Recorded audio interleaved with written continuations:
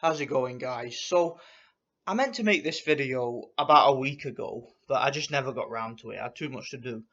And I basically just wanted to talk about Danny Garcia because, guys, Danny Garcia to me, and it's controversial, but he is one of the worst, if not the worst, cherry picker in the sport right now. And let's think back to 2012 because this really is an example of how cherry picking can actually harm a fighter's legacy and can actually harm a fighter's career and a fighter's market value rather than help it. Back in 2012, Danny Garcia had a upset knockout victory against Amir Khan, which basically skyrocketed him to stardom. I mean, after that fight, Danny Garcia became a huge name in the sport of boxing. I mean, everybody besides casual boxing fans, I mean, everybody who follows boxing knew who Danny Garcia was after that fight because of that Amir Khan knockout. I mean, he had an opportunity there to expand on that and become an even bigger name by getting some real good names in the ring with him. So what he did was he then fought Lucas Matisse, and a lot of people picked Lucas Matisse to beat Garcia. Me personally, I picked Garcia to win, but a lot of people were very fond of Lucas Matisse at that point because Lucas Matisse was one of these guys who was just destroying everybody in front of him in his most recent fights prior to that. And a lot of people thought he could beat Danny Garcia, especially after the Lamont Peterson knockout. But Danny Garcia, surprised a lot of people and he beat Lucas Matisse comfortably. And after that fight, again, he was still a very big name. He had a very big opportunity to expand on that and become a household name in boxing. Then this is where I think that all changed. It's when they stuck him in the ring with Mauricio Herrera. Mauricio Herrera did something that I think was pretty much detrimental to Danny Garcia's career and how Danny Garcia's career has gone since. Mauricio Herrera exposed all of Danny Garcia's shortcomings in that fight. He showed that if you apply some movement and some feints and take a tactful approach to a fight against Danny Garcia, he's really not the same. I mean, Danny Garcia looks great when you're coming at him, trying to attack him and trying to walk him back. For example, when he fought Amir Khan had his best moments in that fight when he was in the back foot boxing. But when Amir Khan decided to fight with a chip on his shoulder and decided to fight aggressively and, decided to try and take Danny Garcia out, that was when Danny Garcia was able to plant his feet and land that counter left hook and then and get Amir Khan out of there. And the same situation or similar situation with Matisse. Matisse was always on the front foot coming forward, trying to walk Danny Garcia back. And Danny Garcia again planted his feet, was able to land the counter punches that he wanted, and was able to outbox him.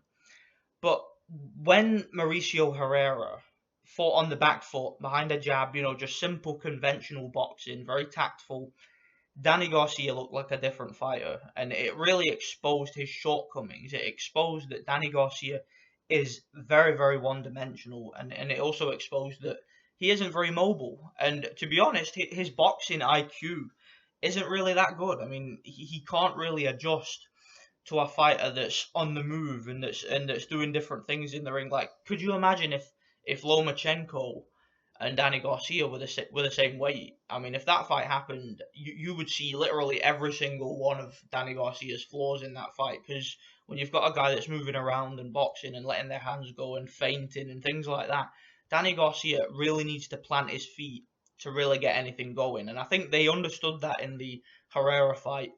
And they understood that if they kept fighting good opposition, then it was only a matter of time. And Danny Garcia was pretty much an accident waiting to happen. So what they did from then on was, and it's you can see it from his record ever since the Herrera fight, what they've done with Garcia is they've deliberately put him in the ring with guys that can't knock him out. He's fought some guys that can box, but guys that don't necessarily have world level punching power because they know that as long as Danny Garcia can go the distance, he'll get the decision because he's one of these protected fighters for some reason, just like Saul Alvarez. You can't beat the dude on points. I mean, they fought people like, look at some of the guys they fought. They fought Robert Guerrero, Paulie Malignaggi, Lamont Peterson, the infamous fight with the great Rod Sauker. You know, just guys that are not known as punchers. You know, not necessarily shit fighters, but you know, guys that are past their prime and they're not punchers. You know, they can't knock people out at world level. And I mean, personally, I thought that Lamont Peterson beat Danny Garcia clearly. A few people disagree. I don't see how you can, to be honest. I mean, if you look at the faces of both guys after the fight, you look at who was able to land more shots. You know, who had the better coming forward. You know, who had the better on the back foot. I mean, to me, Lamont Peterson really dictated that fight. You know, to me, he was just a man doing what he wanted to do all night, and I felt that Garcia was kind of like a fish out of water in that fight. He just didn't really know what to do. So, you know, I thought that Lamont Peterson won that fight, in my opinion. But like I said, you know, you can't get a decision against a protected fighter. And Danny Garcia is one of those protected fighters. But my point is with this video, Danny Garcia could have been a huge name right now. He could have been a pay-per-view star if he'd have continued with his success that he had in the Amir Khan and Lucas Matisse fights. And but no, they've decided to turn him into a diva, cherry picker. You know, they're just fighting guys they know they can beat, or guys that they know they won't get knocked out by. And I just think it's really shameful. It really is. I mean, who was it he fought last? Was it? I think it was Guerrero. And now, you know, what really triggered me to make this video is that I learned this week that Danny Garcia, his management supposedly contacted Eddie Hearn and attempted to make a fight against Sam Eggington, a world title defense against Sam Eggington. Now, for those of you who don't know who Sam Eggington is, he's a 22-year-old fighter from Birmingham. He has a record of 18-3 with 10 knockouts. And this guy has losses on his record to Bradley Skeet. For those of you who know who Bradley Skeet is, you'll know that, wow, that ain't impressive losing to that guy. He also lost to Dale Evans. He's the Welsh guy that fought Mike Towell last weekend, and Mike Towell tragically passed away. But yeah, he lost to that guy. And he also lost to a guy called Johnny Coyle. I don't know who that is, but the guy was only 3-0. So this guy, Sam Eggington, look, I don't mean any disrespect to Sam Eggington. I'm not saying that he's a shit fighter or anything, but he is leagues below world level. There is no way on this earth that you can justify this guy getting a title shot. Now, he's fighting Frankie Gavin soon. We'll see how he does in that fight. If he beats Frankie Gavin, then perhaps we can talk about him perhaps getting a title shot sometime down the future when he beats someone more credible. But right now, to put this guy in the ring with Danny Garcia in a world title fight, I mean, that would have been just farcical, people.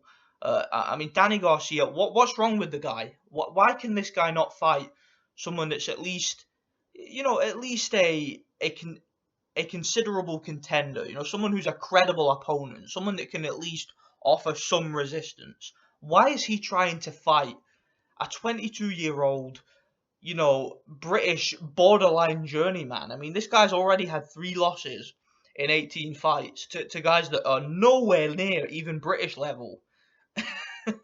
I just don't get it, guys. I don't get Danny Garcia. I mean, what are they playing at with this guy, man? You know, who should he fight? You know, let's think about other guys Danny Garcia could potentially fight. Now, it's the welterweight division, and a lot of the belt holders don't seem to want to fight each other. You've got Keith Thurman, who's the WBA champion. I mean, I see no reason why that fight can't be made. I mean, aren't both guys with Al Heyman? You know, aren't both guys fighting on PBC? Why can't they just put Danny Garcia in with Keith Thurman? Unification. Or maybe even Sean Porter, who lost to Keith Thurman, but most people, including myself, thought that Sean Porter won the fight. So, you know, why don't they make that fight? You know, Danny Garcia versus Sean Porter wouldn't have been bad. There was talks of him fighting Andre Berto, which is another cherry pick, but I mean, it's a better cherry pick than Sam Eggington would have been. And to be honest, I mean, I don't rate Andre Berto at all, but at least he gives it a go. You know, Andre Berto, he's not a guy who turns up to try and, you know, just to let you win for a payday. At least Andre Berto does actually try and win when he fights. You know, he tries his best. So I mean, I wouldn't mind seeing that over this fight, to be honest. And obviously, Kell Brook is not at welterweight anymore, so that fight won't be made.